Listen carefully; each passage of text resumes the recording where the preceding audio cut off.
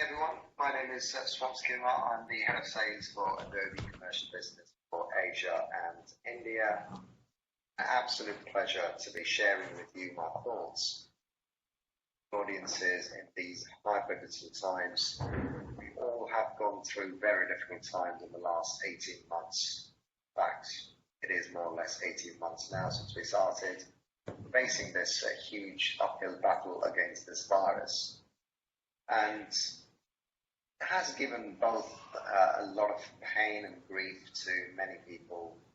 Also, it has represented opportunities for many businesses to expand and to grow rapidly. In fact, e-commerce is one thing which has accelerated more than ever before in the last 12 to 14 months' time.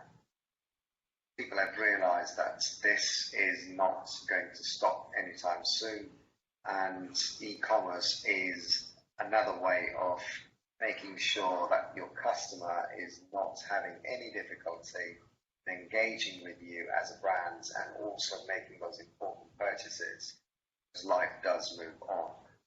So I've only got 15 minutes and I've got 10 slides to present today. I hope all of you can see my screen. So the first is this pandemic has reinforced e-commerce as an economic driver. It's a number from a Morgan Stanley report, which was published very recently. At an average, e-commerce stands at about 10 to 19% of this revenue, as against 20 to 25 of in-store sales. What this COVID has done is reinforced the belief that e-commerce can be an important channel for consumers in times of crisis. And it has proved to be an economic driver, especially for the small businesses, those who are relying on marketplaces only, and also expecting people to walk into their store.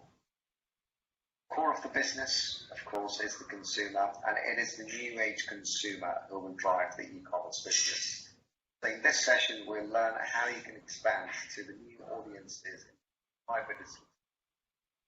One of the factors that makes e-commerce a popular business model is its ability to boost order values at a relatively lower fulfillment cost, because cost to serve via e-commerce is much cheaper than cost to serve in store. And the e-commerce industry has been directly impacting micro and small and medium-sized enterprises in India. Interestingly, as per the IBEF, the Indian commerce industry has not only in an upward growth trajectory, but is equally expected to surpass the US to become the second largest economy. And the impact of digitization is dominantly leading this change. People are not seeing offline and online. People are seeing you as a brand, and they want that omnichannel experience. And the spread of digitization and the emergence of this new technology has made it very important for the businesses to invest in e-commerce development to be competitive. Because if you're not present in a digital world, people may not even remember you, because that's more often where they're starting their research. First time, or were they to repeat? First thing you always do, if you put yourself in their shoes, is searching on the internet. What this, let me see whether I can buy this product from any store, and where I might be able to get it quicker, where I might be able to get it cheaper as well. So it not only helps in generating ROI, but it's also highly effective expanding markets beyond your geographical boundaries. Who would have thought that the people in North India would also come to know about a brand that is a relatively small brand belonging to, say, Mumbai or Pune or a part of Chennai? Now they're exposed to those brands. So the reach has expanded thanks to the e-commerce. Furthermore, the smartphones, which is what driving this rapid demand, and information at their hands 24/7, and all the other portable devices, whether it's iPad or whether it's mini phones or medium-sized phones, those big screen ones. E-commerce has become critical in today's times, and we can see the major shift retail happening from offline to online, which is need of the business, I would say, in these times. We talk about changing behavior of new age customer. Millennials are very different from the people who are in their 30s, or in their 40s or 50s. In fact, I would say the people are very different in their 30s than their 40s. We all evolved. So the consumer of today's world, or the customer of today's world, they are into experience shopping. Not the price game, it's the experience game. If their experience with your brand is going to be unique, the chances of you getting their repeat business is going to be relatively high. And that's purely because the cost of sale also is going to be lower. So your margins and ROI is going to be much higher. But that experience is critical, because every brand is trying to lure these customers to come and make a purchase with them. So how would you differentiate where this comes in? Need for personalization and decision making, that's probably going to be very, very important. If you go on marketplace, put yourself in the customer's shoe, spend some time on Amazon, which is one of the best websites. However, it does get a bit complex and a bit complicated to find what exactly you're looking for. Even though they do hyper personalization. But what I'm trying to say here is people want to see it simple and it's easy for them to consume. At the same time, it has to be customized, it has to be personalized based on all the behavior attributes of this customer they have shown to you, whether outside of your own properties or on the paid media stuff. Third, very important, I think COVID has to do with it, healthy choices and changing purchase patterns. I'm not sure how many of you have seen, but lately there has been a lot more organic stores popping up, and that's because people want to make healthy choices. In fact, I was talking to one of my friends about the meat industry and how the Impossible company called Impossible is changing that industry rapidly, giving the same texture and taste of eating a meat, but it's actually made of plants. It's not cheaper, but so the company is growing rapidly because it does provide healthier choices for a customer. Connected consumer, every one of us are connected these days. Every single customer has a device. In fact, in India, I think it's fair to say more than 600 million people are having a mobile device. Data is quite cheap, thanks to Reliance Jio, who made it possible for everyone to have enough data that they can connect with each other. They're fairly active when it comes to social media, be it Twitter, be it Facebook, be it WhatsApp. They are connected and they are consuming a lot more information than they were 3 years ago. Preference for convenience, that's one of the most important things, because everyone is so busy in their life and the threshold of patience has gone down rapidly because of what's going on around them, really pushing them to look for convenience. Something which is easier, something they can get fairly quickly, something which is personalized, something which has a unique experience for them.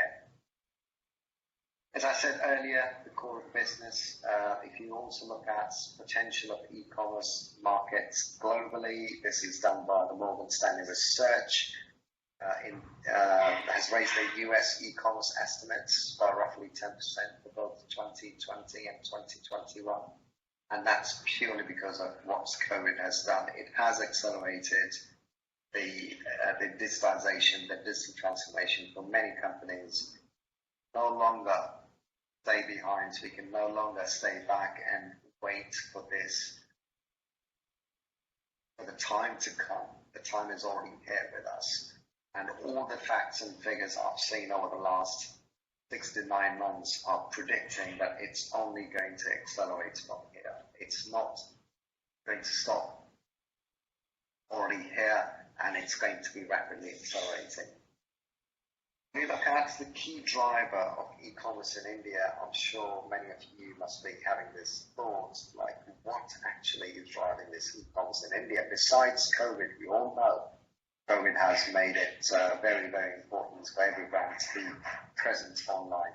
But it's the low data price, the Reliance Geo story I shared earlier on the slide, increased mobile penetration. I remember going to India a couple of years ago, actually it was last year, and I happened to visit outside of the main city, a couple of customers, and it blew me away the amount of mobile devices I saw. It was in everyone's hands, even the kids were having a mobile phone. So it has given them the opportunity to explore a lot more than they ever did.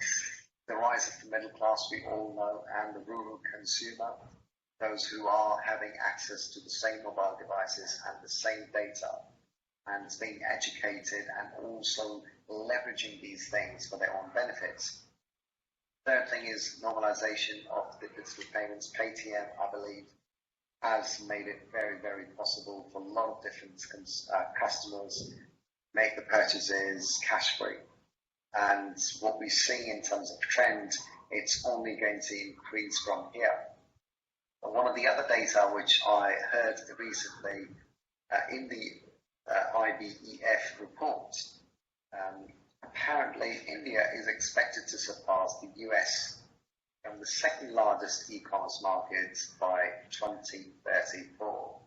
Yes, it's 13 years ahead of us, but that's going to happen. And if you look at the difference between US and India, it's chalk and cheese at the moment. The US is quite far ahead when it comes to number of brands who are present online and who are allowing their customer to make purchase online versus India. But we are catching up with them for sure. Convenient shopping, of course, with e-commerce, convenience is really, really important. So one of the other data points is 97% of customers backed out of purchase because it was for them. What matters the most when shopping online? You can see the data here. Quality is about 32%, followed by price at 30%, and convenience at 13%, and the brand values at 12%.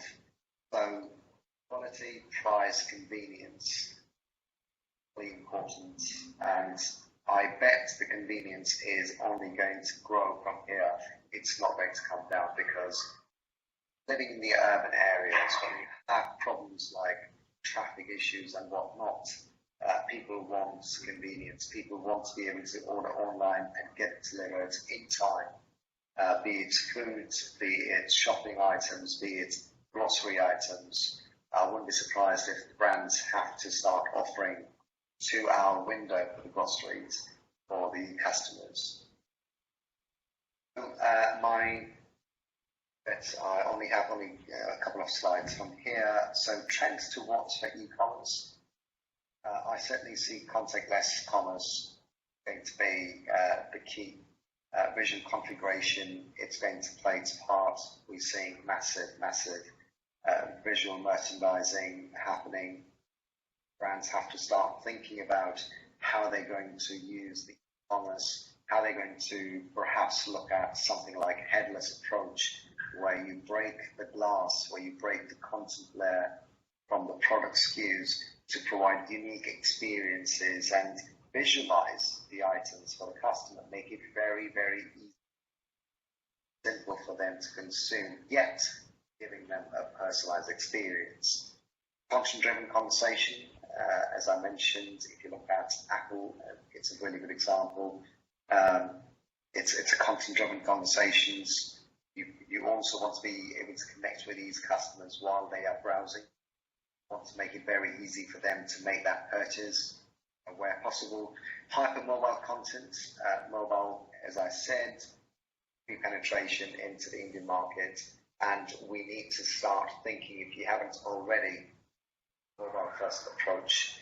Digitalization of B2B as well as B2C, we are seeing a tremendous surge in B2B, more so than even B2C segment, and that's purely because you don't have those salespeople over the last 12 months meeting their customers on a daily basis, shaking hands and closing those deals. So B2B, you want to provide the same experience to these customers, because don't forget, these are the same individuals who are making purchases for their own benefits, for their own consumption on a daily basis. And these are the same people who are making decisions, who are buying over the B2B platforms with your brand.